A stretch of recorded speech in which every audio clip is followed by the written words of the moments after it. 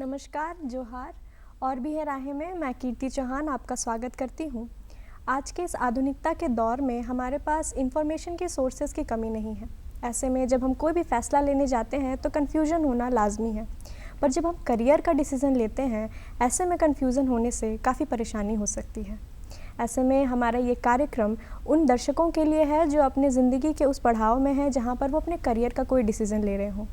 हम हर हफ्ते अलग अलग सब्जेक्ट, अलग अलग कोर्सेज़ के बारे में जानकारी लेकर के आप तक आते रहते हैं। और जैसे कि हमारा आज का जो सब्जेक्ट है वो है वनस्पति विज्ञान में करियर की संभावनाएं। और हमारे आज के मेहमान हैं अजय कुमार श्रीवास्तव जी, जो कि एचओडी हैं बॉटनी डिपार्टमेंट के सेंट ज़ेवियर्स कॉलेज रांची के। नमस्कार सर, बहुत बहुत स्वागत है आपका हमारे कार्यक्रम में। नमस्कार, बहुत बहुत धन्यवाद यहाँ बुलाने के लिए। सर, सबसे पहले तो जो बायोलॉजी का डिवीज़न होता है बॉटनी और जूलॉजी में, वो 12th के बाद होता है। और जो बच्चे हैं जिन्होंने बायो लिया है 11th-12th में, आगे चल कर के अगर बॉटनी में करियर बनाना है तो वही बच्चे ले सकते हैं। आर्ट्स या कॉमर्स के बच्चे नहीं ऑप्ट कर सकते हैं। तो मान लीजिए सर, अगर कोई बच्चा है जिसने 12वीं तक बायोलॉजी पढ़ी और उसको अब वनस्पति विज्ञान या बॉटनी में इंटरेस्ट हो गया है, तो क्या क्या 12वीं के बाद वैरायटी ऑफ कोर्सेज अवेलेबल हैं जिनमें वो एडमिशन ले सकता है? बॉटनी सब्जेक्ट में ही तो असीम संभावना है। कहा जाता है आज के दिन में कि बॉटनी एक फ्रंटलाइन सब्जेक्ट है। जैसे एक समय था कंप्यूटर, इंजीनियरिंग वगैरह, आज के दिन में बॉटनी एक फ्रंटलाइन सब्जेक्ट हो गया है, क्योंकि इसमें जो संभावनाएं हैं, मतलब प्रतिदिन सुबह से लेकर शाम तक जो हम चीज़ों को इस्तेमाल करते हैं, तो ये बॉटनी सब्जेक्ट इसको कवर करता है। इतिहास में अगर मैं जाऊँ तो पुराने ज़माने में एक सज्जन हुआ करते थे, उनका नाम था चरक। कहा जाता है कि वो पेड़ पौधों से बात करके औषधियाँ निकालते थे और मरीजों का इलाज किया करते थे। कहना नहीं होगा वनस्पति की, शास्त्र की क्या क्या संभावनाएं हैं। आप पूछना चाह रही थी यहाँ से विषयों पर, किन किन विषयों पर जा सकते हैं जी। इसके आगे तो सबसे पहले तो वो बॉटनी में ऑनर्स ही कर लें बच्चे, उसके आगे संभावनाएं असल खुलेंगी। इसकी वजह बाद में अगर आप पूछेगा तो मैं बताऊंगा। लेकिन अगर वो चाहे तो पहले भी बायोकेमिस्ट्री वगैरह में घुस सकते हैं, लेकिन वो बहुत फ़ायदेमंद नहीं होगा। अच्छा, पहले वो बॉटनी में ही वो ऑनर्स कर ले, उसके आगे डाइवर्सिफिकेशन जो होता है उसमें। जी सर, जो एग्रीकल्चर है, बीएससी इन एग्रीकल्चर, सर उसमें भी तो बॉटनी ही पढ़ाया जाता है या कुछ और पढ़ाया? उसमें बॉटनी भी पढ़ाया जाता है। अच्छा। बॉटनी विषय का दायरा है, सभी वनस्पति को पढ़ लेना है जी। और एग्रीकल्चर में है कि जो हमारे काम की चीज़ें हैं उनको ग्रो कराने की पद्धति वगैरह सिखाना। उसमें थोड़ा बहुत बॉटनी भी पढ़ते हैं, थोड़ा बहुत प्लांट पैथोलॉजी भी पढ़ते हैं, जेनेटिक्स वगैरह सब पढ़ते हैं, लेकिन बहुत ही छोटे पैमाने पर जी। सर, अगर 12th के बाद अगर किसी को बॉटनी ऑनर्स करना है तो सर उसके लिए क्या क्या अच्छे कॉलेजेस अवेलेबल हैं हमारे यहाँ पर? बहुत सारे कॉलेजेस हैं। आप पूरे देश की बात कह रही हैं या झारखंड? पूरे देश की अगर बात करें तो दिल्ली यूनिवर्सिटी के ही 3-4 कॉलेजेस हैं जो काफ़ी ऊपर हैं। मिरांडा हाउस है, हिंदू कॉलेज है, हंसराज कॉलेज है, ये सब काफ़ी ऊपर हैं। और कुछ प्राइवेट कॉलेजेस भी हैं। और ये चेन्नई का ये प्रेसिडेंसी वगैरह जो है, कोलकाता वगैरह, लॉयला है चेन्नई और प्रेसिडेंसी कोलकाता, ये सब भी काफ़ी अच्छा है। और Saint Xavier's college Mumbai, Saint Xavier's college Kolkata, ये भी काफ़ी है। और यूट्यूब में मैं देख रहा था टॉप 5 में बॉटनी ऑनर्स के लिए एक शोमूज बायोलॉजी है, उसने सेंट ज़ेवियर्स कॉलेज रांची को भी रैंक किया था टॉप 5 में। अच्छा, तो ये हमारे लिए बहुत फ़ख्र की बात थी जी सर। तो इन सब कॉलेजेस में सर एलिजिबिलिटी क्या है एडमिशन का, कि कितना एज होना चाहिए, कितने कट ऑफ में एडमिशन होता है, 12th में कितने परसेंटेज होने चाहिए? नॉर्मली सब जगह का अपना अपना सिस्टम है। अब जैसे दिल्ली यूनिवर्सिटी में है जी, तो 94%, 93% वगैरह तक पर हो जाता है। और आरक्षण कोटि अगर देखें हम तो वो नीचे 84 तक भी आ जाता है किसी कॉलेजेस में। लेकिन अब बच्चों में एक ये होता है ना, एक भीड़ चाल जैसी, वो ये कर रहा है तो हम भी वही करें, एक भीड़ बन जाती है, तो उसमें सभी सफल नहीं हो पाते हैं। सबसे ज़रूरी होता है कि बच्चों को, मतलब माता पिता की मदद से और +2 तक के शिक्षकों की मदद से ये अंकित कराना, इंगित करना कि उसकी क्या खासियत है उस बच्चे की जी, वो आप बताएं और फिर सही दिशा बताएं कि ये कॉलेज आपके लिए है। आपको मैंने +2 में देखा है, आप ये इस पर बहुत मन से, तबीयत से आप पढ़ाई कर रहे थे, आप इस कॉलेज में जाओ। वो चीज़ बहुत ज़रूरी है, उस मामले में हम पिछड़ जाते हैं। जी सर, इन सब का जो एंट्रेंस एग्ज़ाम है सर, अब तो एक ही कॉमन एंट्रेंस एग्ज़ाम है CUET, उसके थ्रू ही सब में एंट्रेंस के लिए सर एडमिशन होता है। तो सर उसके लिए सर प्रिपरेशन के लिए क्या करना पड़ता है? NCERT पढ़नी पड़ती है सर? कितने टाइम लगता है प्रिपरेशन करने के लिए? उन सब के बारे में बताइए। NCERT बुक्स जो है वो तो बेस बुक्स हैं जी सर, वो तो आपको पढ़ना ही है। और कहते हैं कि NCERT बुक्स आप पढ़ लीजिए तो सब कुछ हो जाएगा, ऐसा नहीं है। अच्छा। किताबों में तो लकीरें बनी रहती हैं ना, वाक्य दर वाक्य लिखा रहता है, 2 वाक्यों के बीच में बहुत सारी बातें होती हैं, वो हमें समझने की ज़रूरत होती है। और इस दिशा में हमारे शिक्षक का बहुत बड़ा योगदान होता है। और सबसे ज़रूरी कि शिक्षक बच्चों के साथ समय बिताएं। जी सर। हड़बड़ी में पढ़ाई ना हो, क्लास खत्म होने के बाद भाग जाएं, चले जाएं, बच्चे भी टीचर भी, ऐसा ना हो। तो सबसे ज़रूरी है, क्योंकि हर एक वाक्य तो मैंने कह दिया, उस वाक्य के पीछे उसकी जो आत्मा छिपी है उसको समझना, ये सबसे ज़रूरी होता है। सर तो जिन कॉलेजेस के आपने नाम लिए जैसे कि DU और सेंट ज़ेवियर्स मुंबई या फिर रांची, सर इन सब कॉलेजेस का जो एंट्रेंस है सर वो CUET के अंदर ही आता है या अलग अलग सबका एंट्रेंस है? इस बार तो Saint Xavier's college Ranchi university भी CUET के अंदर चला गया, लेकिन हम लोग का इंडिपेंडेंट एप्लीकेशंस भी पढ़ रहे हैं। जी सर। और कॉलेज का अपना entrance exam, Saint Xavier's college का मैं बता रहा हूँ, बॉटनी ऑनर्स का एग्ज़ाम है 26 जुलाई को। अच्छा सर, अगर हम प्राइवेट कॉलेजेस की बात करें, अगर क्योंकि DU और ये सारे कॉलेजेस तो गवर्नमेंट कॉलेजेस हैं, पर अगर इनमें किसी का नहीं होता है तो सर प्राइवेट कॉलेजेस में क्या क्या ऑप्शन अवेलेबल है? प्राइवेट कॉलेजेस भी बहुत सारे हैं, बहुत सारे प्राइवेट यूनिवर्सिटीज़ है, रविंद्र यूनिवर्सिटी है, गलगोटियाज़ है, इस तरह की यूनिवर्सिटीज़ हैं। कोलकाता में भी है, इवन रांची में है, एक YBN यूनिवर्सिटी खुला है, काफ़ी बड़ा विश्वविद्यालय है रांची में। अच्छा। नामको मेरिंग रोड पर है, रामपुर से थोड़ा आगे। जी सर। वहाँ भी है और वहाँ भी अच्छी फैसिलिटी है और शिक्षक वगैरह भी हैं। तो इस तरह की यूनिवर्सिटी पूरे देश भर में है। जी सर। अब यह है कि वो थोड़े महंगे होंगे, सरकारी कॉलेज की तुलना में वो महंगे होंगे, लेकिन है, संभावना है। सर जब आप कहते हैं कि महंगे होंगे तो सर कितना फीस एक्सपेक्ट कर सकते हैं बच्चे कि इतना तक में एडमिशन हो जाएगा? अब देखिए, अब प्राइवेट यूनिवर्सिटीज़ में 30,000 से लेके 60,000 80,000 तक भी जी सर। 1 साल का लग जाता है। जी। तो अगर 3 साल का कोर्स है तो उसको 3 से आप गुणा कर लीजिए, 4 साल का कोर्स है तो 4 से गुणा कर लीजिए। जी सर, अगर हम बात करें कि BSc के बाद, बॉटनी ऑनर्स करने के बाद अगर किसी को टीचिंग लाइन में बॉटनी लेकर के ही आगे करियर बनाना है तो सर उसके लिए क्या क्या प्रोसीजर है? बहुत सही, बहुत सटीक प्रश्न है आपका ये। वनस्पति शास्त्र ऐसा विषय है जो जनरेशन आफ्टर किताबें हैं, इलेक्ट्रॉनिक गैजेट्स हैं, सब कुछ है। जी सर। लेकिन वो ज्ञान मूलतः इंसान, एक इंसान से दूसरे इंसान, मतलब जनरेशन आफ्टर जनरेशन ये बढ़ने वाला ज्ञान है। और वो जो भावना होती है ना वनस्पति शास्त्र की, वो न किताबों में लिखी रह सकती है और न ही कंप्यूटर में आप सेव कर सकते हैं। जी। तो ये टीचिंग एक बहुत बड़ा स्कोप है और इसमें बॉटनी ऑनर्स करने के बाद बच्चों को जब पता चल जाता है कि हमें टीचिंग में जाना है, जी, तो शिक्षकों को मतलब बताना चाहिए, मतलब बच्चों को चाहिए कि वो शिक्षकों को बताएं कि हमें अच्छा लग रहा है। तो टीचर्स प्रेजेंटेशन के थ्रू या किसी माध्यम से ये जांच कर ले कि उस बच्चे में वो ताकत है या नहीं जी। उसके बाद उनको प्रेरित ज़रूर करना चाहिए, क्योंकि एक बहुत बड़ी फौज की, शिक्षकों के फौज की ज़रूरत है। और हम तो कहा करते हैं अपने बच्चों को, अच्छे अच्छे बच्चे आप टीचिंग लाइन में आइए। अगर अच्छे शिक्षक स्कूल्स में नहीं मिले तो झारखंड की तस्वीर नहीं बदलेगी। जी। तो सर सबसे पहले तो हम लोग को ग्रेजुएशन के बाद मास्टर्स करना पड़ेगा, और अगर स्कूलिंग लाइन में अगर टीचर बनना है तो सर बीएड ऑप्शन है, और अगर प्रोफेसर बनना है तो सर उसके लिए क्या क्या ऑप्शन अवेलेबल है? स्कूल्स के लिए तो बीएड करना ज़रूरी है, लेकिन उसमें भी बच्चों को मैं यही कहूँगा कि वो ग्रेजुएशन के बाद मास्टर्स कर ही लें, उसके बाद वो बीएड करें। जी। या फिर बीएड करके तुरंत मास्टर करें, वो थोड़ा मुश्किल हो जाता है उनके लिए। जी। लेकिन मास्टर्स वो कर ही लें, क्योंकि ग्रेजुएशन में डिमॉन्स्ट्रेटिव होता है, सब चीज़ दिखा दी जाती है, देखो ये ऐसा है, ये इक्विपमेंट है, ऐसा है, ये होता, बता दिया गया। मास्टर्स में बच्चों को करना होता है, और बिना किए जी सर। वो ज्ञान का जो आत्मा है ना, वो आत्मा बच्चे आत्मसात नहीं कर पाते हैं जी।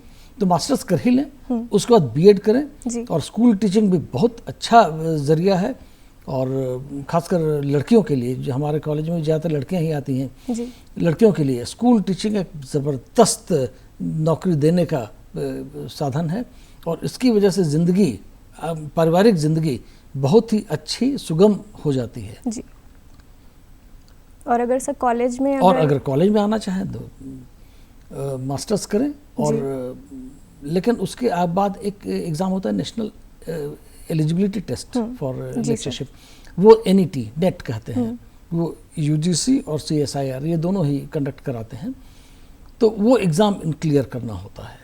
सर उसके लिए सर ऐसा भी है कि मास्टर्स में इतना परसेंटेज कुछ कट ऑफ होता है, या फिर सिर्फ एंट्रेंस बेस्ड है कि एंट्रेंस का कट ऑफ क्लियर हो गया तो फिर नेट क्लियर हो जाता है? नहीं, ऐसा नहीं है, उसका इंडिपेंडेंट एग्ज़ाम है और परसेंटाइल सिस्टम भी होता है, परसेंटेज सिस्टम भी होता है, और काफ़ी कठिन एग्जाम, चूँकि बहुत सारे लोग अब लोगों का रुझान आया है, इसलिए कंपटीशन प्रतिस्पर्धा बहुत ही बढ़ी है, और आज के दिन में ये बहुत ही कठिन हो गया है। लिहाजा बच्चे जब +2 से निकलें, और अगर शिक्षकों को लग गया कि इस बच्चे में वो रुझान है, शिक्षण का रुझान है, तो उसी समय से प्रेरित करना चाहिए कि हर एक विषय को किस गहराई से समझो और उस पर बोलने की कोशिश करो, तभी प्रैक्टिस होगा तुम्हारा और आगे कंपटीशन में सफलता मिलेगी। जी सर, जब हम बॉटनी की बात करते हैं ना, तो ज़्यादातर लोगों को लगता है, और मुझे भी ऐसा लगता है कि टीचिंग लाइन के अलावा कुछ और ऑप्शन नहीं है। तो सर इसके अलावा भी क्या कोई ऑप्शन है, और क्या क्या ऑप्शन है जो बच्चे एक्सप्लोर कर सकते हैं अपार्ट फ्रॉम टीचिंग? देखिए, एक जॉब का कैडर है यूपीएससी का, इंडियन फॉरेस्ट सर्विस, ये आपने सुना है? जी सर, ये सर तो मेरे बहुत सारे स्टूडेंट्स इंडियन फॉरेस्ट सर्विस में गए हैं, मेरे फ्रेंड्स इंडियन फॉरेस्ट सर्विस में गए हैं, और बहुत अच्छा कैरियर है और बहुत चैलेंजिंग कैरियर है। पहले तो कहते थे कि लड़कियों के लिए इंडियन फॉरेस्ट सर्विस बहुत अच्छा नहीं है, जंगल में जाना होता है, रहना होता है, लेकिन आज से 30 साल पहले मैंने जोर दिया कि नहीं, लड़कियों को जाना चाहिए, इसलिए कि जंगल में फॉरेस्ट प्रोडक्ट की चोरी है, जानवरों की चोरी करके लोग उसके शरीर का अंग छिपा छिपा के बेडरूम में, किचन में रखते हैं। तो सिर्फ मेल ऑफिसर जब जाते हैं तो घर के अंदर तक तहकीकात नहीं कर सकते हैं, लेकिन जब औरतें भी इंडियन फॉरेस्ट सर्विस में जाती हैं, अब कहना नहीं होगा, वो कहीं भी जाकर के इंस्पेक्शन कर सकती हैं। तो हमारे स्टूडेंट्स ग्रुप में काफ़ी इस बात से लोगों को प्रोत्साहन मिला, और बहुत सारे लोग इस लाइन में गए। जी सर, अगर हम प्राइवेट सेक्टर की बात करें कि अगर ग्रेजुएशन के बाद बच्चों को जॉब चाहिए, और तो क्या सब प्लेसमेंट का भी स्कोप होता है? कुछ कॉलेजेस में ऐसा है कि सिर्फ बीएससी करने के बाद प्लेसमेंट होता है, या फिर? मैं आज से 15 साल पहले की बात बताता हूँ। उस समय बैंकिंग का क्रेज़ था, टीचिंग लाइन का क्रेज़ नहीं था। लोग कहते थे कि मैं पागल कुत्ता काटा है क्या कि मैं टीचिंग लाइन में जाऊँ, मतलब ऐसा था जो बच्चों की अपब्रिंगिंग है, जो घर में लोग सुनेंगे वो वही बोलेंगे। जी सर। तो उस बैच में मैं कह रहा हूँ कि 30 में से 18 बच्चे स्टेट बैंक और बैंक ऑफ बड़ौदा वगैरह वगैरह के पीओ बने थे। जी। तो डायरेक्ट बैंकिंग में जा ही सकते, जो आर्ट्स हिस्ट्री ग्रेजुएट है, कॉमर्स ग्रेजुएट है, जहाँ जो काम कर सकता है, बॉटनी का ग्रेजुएट वो सब काम कर सकता है। एक उदाहरण मैं आपको देना चाहता हूँ। बहुत पहले लखनऊ के रेलवे स्टेशन मास्टर थे केपी सक्सेना, जो बच्चों का बहुत हास्य वाले किताबें लिखा करते थे, और उस समय के 30 साल पहले 40 साल पहले मैगजीन्स में आया करता था। तो वो बॉटनी में एमएससी किए हुए थे। अच्छा। तो जब उन्हें लगातार तीसरी बार best station master of India की उपाधि मिली, तो पत्रकार लोग पहुंच गए, कैमरा लग गया, और पूछने लगे कि आप बॉटनी में एमएससी किए तो रेलवे स्टेशन मास्टर क्यों बने, यहाँ तो इंजीनियर लोग को आना चाहिए। तो बोले बॉटनी मैंने जो पढ़ा है, मैंने बहुत शिद्दत से पढ़ाई की है, बहुत मेहनत से पढ़ाई की है, और ऐसा नहीं कि मैं स्टेशन मास्टर बन गया हूँ तो रेलवे इंजन पर धनिया रोपता चल रहा हूँ, ऐसा नहीं है। मतलब वहाँ हमें जो इकोलॉजी पढ़ाया गया, वो इकोसिस्टम मैंने पढ़ा, उस इकोसिस्टम को मैं, उस ज्ञान को मैं यहाँ रेलवे स्टेशन पर इकोसिस्टम के अंदाज में लाया, और आज लखनऊ का रेलवे स्टेशन सबसे सुंदर स्टेशन है। इसका वजह मेरा बॉटनी का ज्ञान है।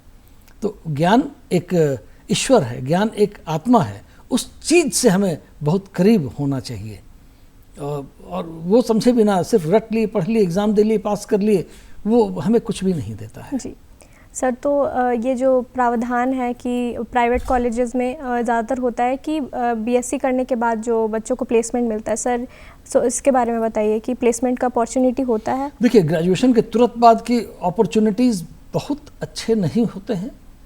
मतलब 20,000, 15,000, 28,000 इस तरह की नौकरियां मिल जाती हैं। और दिल्ली यूनिवर्सिटी में प्लेसमेंट थोड़ा बेहतर है, वो 35,000, 40,000 तक की भी नौकरियां मिल जाती हैं जी। लेकिन बच्चे फिर बाद में बहुत ठगा महसूस करते हैं कि आगे की पढ़ाई उनकी रुक जाती है। एक बार वो नौकरी में घुस गए, पैसे आने लगे, तो फिर कुछ साल भी तो गुजर जाता है ना जी सर। और उसके बाद जब लगता है कि अब कैरियर में जंप लेना है, छलांग लेनी है, तो लगता है कि अब तो परिवार भी बन गया, बच्चे भी हो गए, अब हम आगे करें तो क्या करें, कैसे करें। सर क्या मास्टर्स करने से ये अपॉर्चुनिटी बढ़ती है? मास्टर्स करने से अपॉर्चुनिटीज़ बिल्कुल बढ़ जाते हैं, क्योंकि उसके बाद आप डायरेक्ट रिसर्च लाइन में आप जा सकते हैं। और अगर आप JRF क्लियर कर लिए तो उसके बाद आज के दिन में 40,000 या जल्दी ही रिवीजन होकर वो 70,000 भी हर महीना वो स्टाइपेंड होने वाला है, ये हो जाएगा। और विदेशों में तो इसकी बहुत ही संभावनाएं हैं। असीम हमारे बहुतेरे छात्र यहाँ से पढ़कर विदेश गए और वहाँ वो बहुत अच्छा कर रहे हैं। एक हमारे स्टूडेंट साउथ अफ्रीका में प्रोफेसर है, लोरियल कंपनी की, वो 120 पेटेंट उसके पास हैं और वहाँ राष्ट्रपति पदक भी मिला हुआ है। सर तो ये अब्रॉड से पढ़ने का सर क्या प्रोसीजर होता है अगर बच्चों को अब्रॉड जाकर के बॉटनी की पढ़ाई करनी हो तो? वो तरह तरह के स्कीम्स आते हैं ऑनलाइन, वो सारे स्कीम्स आते रहते हैं, उनमें अप्लाई करना होता है जी सर। जैसे जर्मनी का एक है DAAD डैड फेलोशिप। अच्छा, ये बहुत अच्छा है। हमारा एक स्टूडेंट अरुणाभ दत्ता वो लिया, MSc के बाद JRF किया, फिर वो फेलोशिप लेके गया, जर्मनी से PhD किया जी। अभी वापस सेंट जेवियर्स कॉलेज में असिस्टेंट प्रोफेसर बन गया है। अच्छा, तो इस तरह की संभावना, यदि वो वापस हिंदुस्तान नहीं आया होता तो जर्मनी में ही उसे और बहुत सारे अपॉर्चुनिटीज़ मिले हुए थे। पोस्ट डॉक्टर फेलोशिप का, उसमें करीब 1.5-2 लाख रुपया महीना मिलता चला जाता है, जिसमें कि आप आराम से अपने परिवार को आगे बढ़ा सकते हैं। जी सर। सर अगर हम न्यू एजुकेशन पॉलिसी की बात करें तो इसमें हम अलग अलग सब्जेक्ट भी ले सकते हैं, तो सर बॉटनी के साथ क्या क्या कोर्सेज सही रहेंगे? देखिए, इस बात पर कि सरकार से मेरे थोड़ा विभेद है। मतलब एक्चुअली बुरा अनुभव है। 8 साल पहले 2015 में CBCS आया था, तो उसके पहले ऐसा था कि एक ऑनर सब्जेक्ट पढ़ना होता था और 2 सब्सिडियरी सब्जेक्ट्स पढ़ने होते थे। और वही फिर आगे हायर एजुकेशन में JNU हो, DU हो, BHU, अलीगढ़, कहीं भी अपना एक क्राइटेरिया था कि हमारे यहाँ MSc करने के लिए आपको एक कोर सब्जेक्ट और 2 छोटे छोटे सब्जेक्ट होने चाहिए। फिर B.Ed के लिए भी यही था। और आगे जब केंद्रीय विद्यालय वगैरह में जब जाते हैं नौकरी के लिए, वहाँ भी यही क्राइटेरिया था। और सरकार ने क्राइटेरिया 2 सब्सिडियरी से बदल कर 1 सब्सिडियरी कर दिया जी। लेकिन उन लोगों ने अपना क्राइटेरिया बदला नहीं। अच्छा, अब नतीजा है कि जब बच्चे पढ़ के निकले तो ठगा महसूस कर रहे थे कि मैं तो यहाँ अप्लाई नहीं कर पा रहा हूँ, मैं वहाँ नौकरी नहीं पकड़ पा रहा हूँ, तो काफ़ी परेशानी हुई। तो न्यू एजुकेशन पॉलिसी लुभावना तो है और अच्छा भी है, इसमें कोई शक नहीं है, लेकिन ये शिक्षकों का रोल है यहाँ पर कि तुम ये बनना चाहते हो, तुमको ये सब्जेक्ट लेना उचित रहेगा। तुम अब जैसे बॉटनी में ऑनर्स किए, अब उसके बाद फाइन आर्ट्स दूसरा सब्जेक्ट ले लिए, फैशन डिज़ाइनिंग तीसरा सब्जेक्ट ले लिए, तो ये करके फिर आगे जब वो दिल्ली यूनिवर्सिटी में अप्लाई करेगा तो पता चलेगा कि वो काबिल ही नहीं है जी। तो वो धोखा न महसूस करे, इसलिए ये हम लोगों का रोल है स्टूडेंट को 2-4 कराना इन चीज़ों से। जी सर। सर बायोलॉजी में ज़्यादातर वही बच्चे आते हैं जिनको कि नीट करना रहता है और मेडिकल करना रहता है, और अगर वो नहीं हो पाता है तो मेजॉरिटी जो होते हैं वो आ जाते हैं कि चलो बॉटनी ऑनर्स कर लेते हैं, जूलॉजी ऑनर्स कर लेते हैं। तो सर अगर कोई ऐसे स्टूडेंट है जो कि ये चाहते हैं कि नीट का प्रिपरेशन तो चलता ही रहे लेकिन साइमल्टेनियसली चलो कॉलेज में भी एडमिशन ले लेते हैं, तो क्या ये पॉसिबल है कि दोनों चीज़ साथ में हो सकती है? बिल्कुल हो सकता है। अच्छा। बिल्कुल ही हो सकता है। और पेरेंट्स थोड़ा बच्चों को एक तरह से कहीं बिगाड़ देते हैं कि अब स्कूल में पढ़ा, उसका चलो जाओ शाम को कोचिंग करो जी। तो ये काम कभी नहीं करना चाहिए, कोचिंग कभी नहीं करनी चाहिए। स्कूल की पढ़ाई को मतलब बिल्कुल आत्मा टू आत्मा वो पढ़ाई होनी चाहिए टीचर और स्टूडेंट के बीच में, और वही कॉम्प्रिहेंसिव एंड कंप्लीट होना चाहिए। कभी ये नहीं कि कॉलेज में कुछ तो पढ़ाई होगी ही, जाओ आप कोचिंग करो, ये कभी नहीं करना चाहिए। नतीजतन बच्चे कॉलेज में आके जो पढ़ाई किए, कॉलेज की पढ़ाई पूरी हो गई, और शाम को अपने घर की जो कॉम्पिटिटिव एग्ज़ाम की पढ़ाई है वो आराम से कर सकते हैं। मैं उदाहरण देना चाहता हूँ, काफ़ी पहले एक लड़का आया मेरे पास। मैं तो हमेशा कहता हूँ कि कॉलेज में जो पढ़ाई करनी कॉलेज में पूरी कर लो, बाकी घर में अपना तुम मंथन करते रहो। एक लड़का आया, चार्ज करने लगा हमको, सर आप हमको बोले थे कोचिंग नहीं करने को। हमने तो कहा था, मैं सबको कहता हूँ। हम लोग क्या हुआ, लेकिन मन में डर भी आया। तो उसने कहा कि सर मेरा पहले ही अटेम्प्ट में CBSE मेडिकल हो गया, और अगर हम, सर सच कह रहे हैं कि अगर हम कोचिंग में गए होते ना तो मेरा सेल्फ स्टडी का टाइम बिल्कुल नहीं मिलता और शायद हम इतना अच्छा रैंक नहीं ला पाते। जी। और मैं क्या कहूँ सर, अगर इंटर्नशिप की बात करें तो इंटर्नशिप के बाद बहुत सारे अपॉर्चुनिटीज़ खुल जाते हैं जॉब के। तो सर इंटर्नशिप के लिए झारखंड में कौन कौन से अच्छे जगह हैं बॉटनी में? बॉटनी में तो अभी MIT यूनिवर्सिटी से बहुत सारे बच्चे आए थे, हमारे डिपार्टमेंट में इंटर्नशिप किए। अच्छा।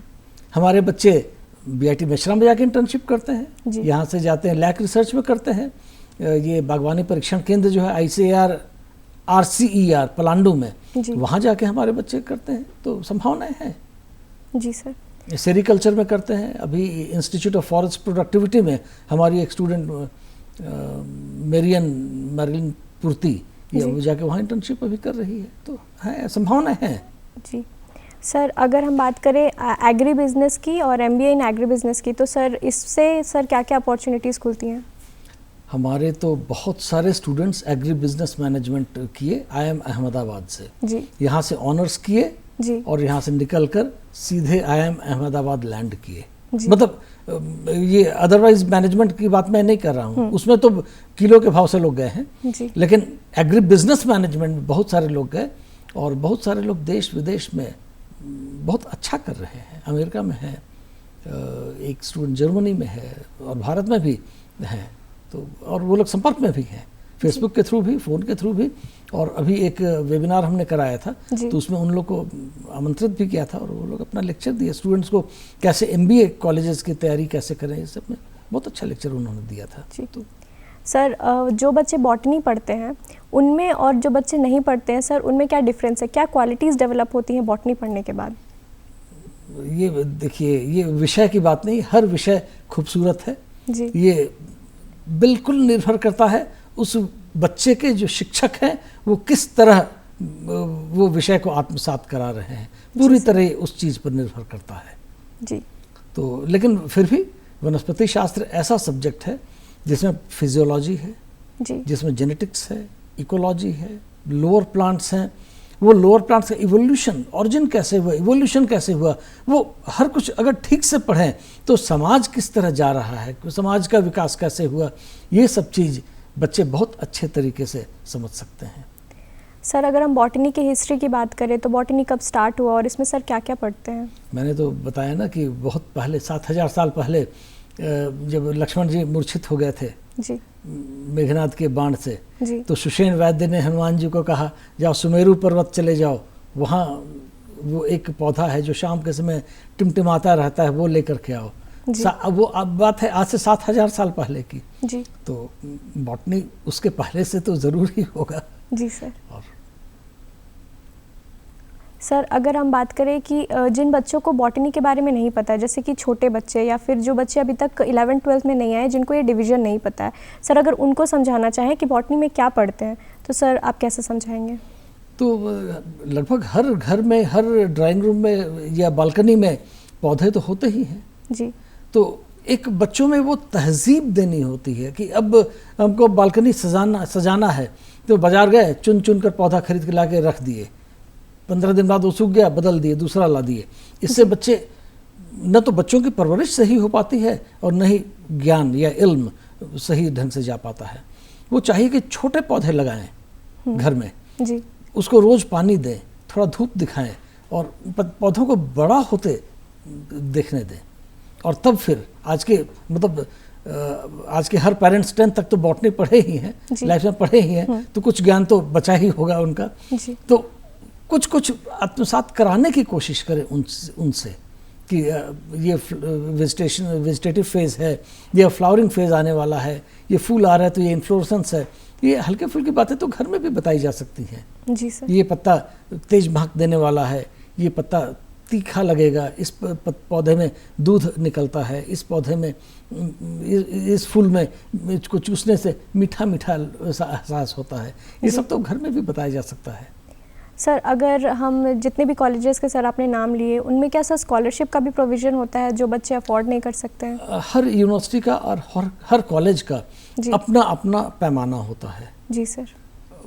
और जो रिलीजियस माइनॉरिटी वाले होते हैं वो उस रिलीजन ग्रुप को थोड़ा अधिक स्कॉलरशिप देते हैं जी। वैसे स्कॉलरशिप की संभावनाएं लगभग हर जगह होती है जी सर। और मेरिटोरियस स्टूडेंट्स के लिए एक फ्रीशिप सिस्टम भी है जी।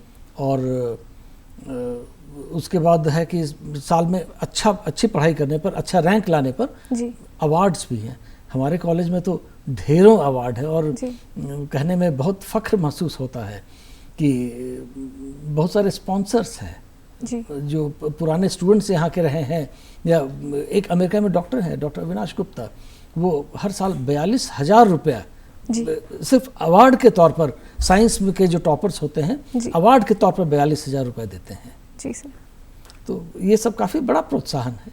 जी, धन्यवाद सर, आप हमारे साथ बात करने का बहुत बहुत शुक्रिया। आज हमने बॉटनी को लेकर के हर तरीके की करियर की संभावनाओं पे चर्चा की है, चाहे वो प्राइवेट सेक्टर में हो या फिर पब्लिक सेक्टर में हो। इसके अलावा 12th के बाद हम बॉटनी ऑनर्स के लिए क्या क्या कॉलेजेस देख सकते हैं और प्राइवेट से लेकर के पब्लिक, हर तरीके की हमने बात की है। हमारे साथ जुड़ने के लिए बहुत बहुत शुक्रिया सर। इसी तरीके से हम हर हफ्ते अलग अलग सब्जेक्ट्स, अलग अलग कोर्सेज़ के बारे में जानकारी लेकर के आते रहते हैं हमारे इस कार्यक्रम में, और हमारे जो मेहमान होते हैं वो उस पर्टिकुलर करियर फील्ड के एक्सपर्ट होते हैं। इसलिए हम हर सब्जेक्ट और कोर्स के बारे में आपको बिल्कुल सही जानकारी दे पाते हैं उनके एक्सपीरियंस और उनके एक्सपर्टीज़ के बेसिस पर। आज के कार्यक्रम में बस इतना ही। मुझे दीजिए इजाज़त। मैं मिलूँगी आपको और भी है राहें के अगले कड़ी में। तब तक के लिए जोहार। बहुत बहुत धन्यवाद आपको यहाँ बुलाने के लिए।